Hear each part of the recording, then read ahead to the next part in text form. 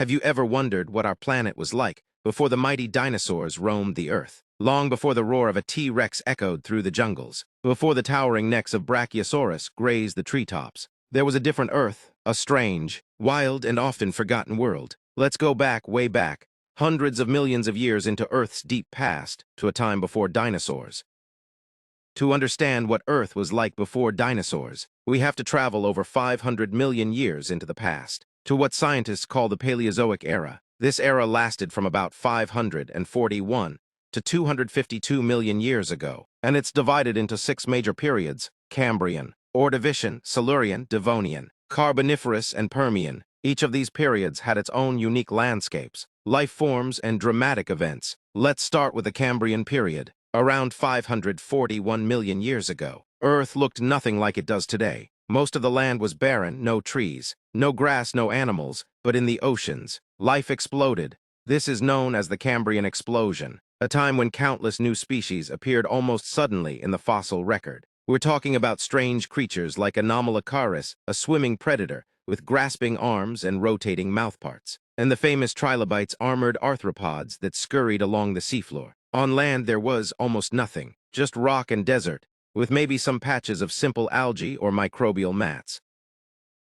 Fast forward to the Ordovician and Silurian periods. Still, the majority of life was underwater, but we start to see signs of life crawling onto land. The first land plants, tiny, moss-like plants, began to grow along damp shorelines. Soon, the first arthropods, creatures like centipedes and early scorpions, started to venture out of the water. Earth was slowly transforming. Then came the Devonian period, around 419 to 359 million years ago. This is often called the Age of Fishes. Huge armored fish swam the oceans, and some even had jaws strong enough to crush bone. But the biggest news, life on land was booming. We see the rise of the first forests, with early trees like Archaeopteris, a giant fern-like plant, and the first four-legged animals. Early amphibians crawled out of the water, breathing air and exploring new territory. This was the beginning of vertebrate life on land. Next came the Carboniferous period, a time when Earth was covered in massive swampy forests. Gigantic ferns, towering horsetails, and club mosses dominated the landscape. And the air, it was rich in oxygen, even more than today. That's why we see giant insects during this time, dragonflies the size of eagles, millipedes over 6 feet long, and other terrifying bugs that would make you want to run. Finally, we reach the Permian period, about 299 to 252 million years ago. The continents were joining together into a single supercontinent called Pangaea. This caused dramatic changes in climate. Some areas became dry deserts, while others stayed lush.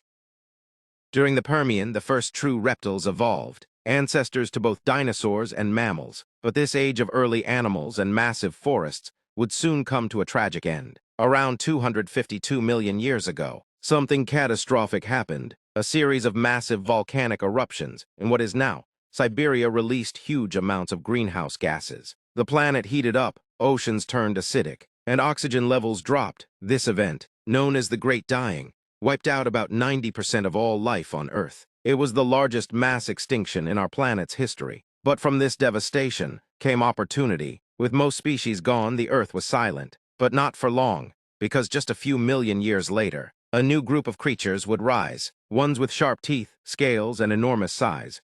Let's talk about the Carboniferous period, Earth's greenhouse jungle. Imagine stepping into a world that looks nothing like our own. A planet choked in thick green jungle, where the air is heavy and buzzing with life. This is the Carboniferous period, around 350 million years ago. Oxygen levels were at an all-time high, even 35% higher than today, making the air dense and perfect for insects to grow to monstrous sizes. These weren't your everyday bugs. Giant dragonflies with wingspans over 2 feet zipped through the trees. Enormous millipedes, longer than a man, crawled across the leaf-littered ground. The landscape was swampy, dark, and wet, full of massive tree-like plants like Lepidodendron and Sigillaria. These weren't trees in the modern sense, but were actually huge relatives of club mosses. Their trunks were scaly and hollow, and they grew in such dense thickets that sunlight barely reached the forest floor. Amphibians thrived here, some resembling crocodiles, others snake-like, living both in water and on land. Some, like Ichthyostega,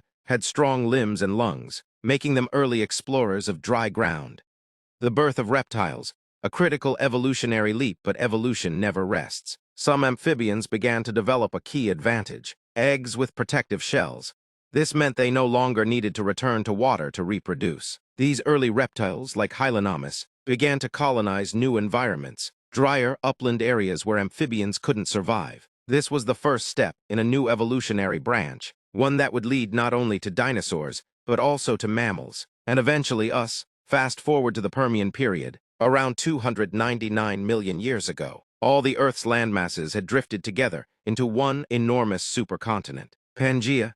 From pole to pole, it stretched across the globe like a giant jigsaw puzzle, and this had major consequences for climate. Vast inland deserts formed, temperatures grew more extreme, scorching during the day, freezing at night. But life adapted again. New creatures emerged, like the iconic Dimetrodon, often mistaken for a dinosaur. It had a large sail on its back, likely used for regulating body temperature. Other species like Edaphosaurus grazed the desert plants, while fast, lizard-like predators hunted in packs. These weren't yet dinosaurs, but synapsids, ancient relatives of mammals. Meanwhile, in the oceans, armored fish and bizarre-looking sharks roamed the depths. Coral reefs returned, built not by corals, but by different organisms called sponges and algae. Then came the end. About 252 million years ago, Earth experienced the most devastating mass extinction in history, the end Permian extinction, also known as the Great Dying. Volcanoes in what is now Siberia erupted for thousands of years, releasing carbon dioxide and methane. Oceans turned acidic, temperatures soared, oxygen levels crashed.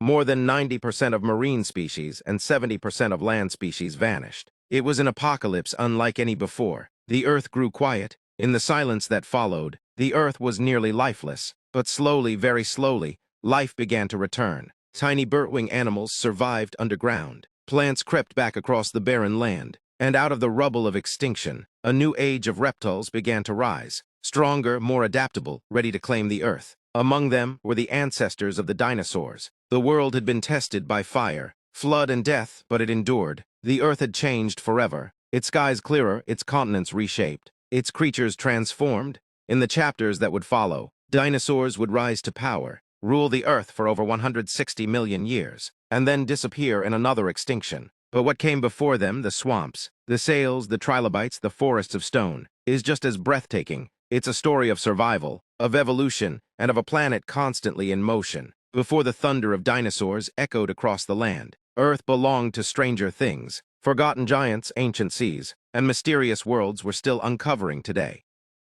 As time moved forward, Earth continued to change. Supercontinents like Gondwana and Laurentia drifted, collided, and reshaped the globe. New life forms kept emerging. Some thrived, others vanished. This slow dance of evolution, extinction, and renewal eventually set the stage for the age of dinosaurs. But before their thunderous footsteps echoed across the land, the groundwork had already been laid. By the quiet work of microbes, the rise of oxygen, and the resilience of early life. Every layer beneath our feet holds a chapter of this story, a story older than we can imagine. The age of dinosaurs had begun. As we look back at the world before dinosaurs, we realize just how ancient, mysterious, and resilient our planet truly is. From deep oceans filled with trilobites to towering forests ruled by giant insects, Earth has always been full of life, adapting, evolving, and beginning again. The age before dinosaurs wasn't a blank page. It was a vibrant, untamed prelude to one of the most iconic chapters in natural history. And there's still so much more to discover. If you enjoyed this journey through deep time, don't forget to give this video a thumbs up, leave a comment sharing your favorite prehistoric creature, and share this with fellow science lovers. And if you haven't yet, hit that subscribe button and tap the bell so you won't miss any of our upcoming explorations into Earth's ancient past. Thanks for watching, and until next time, stay curious and keep wondering about the worlds that came before us.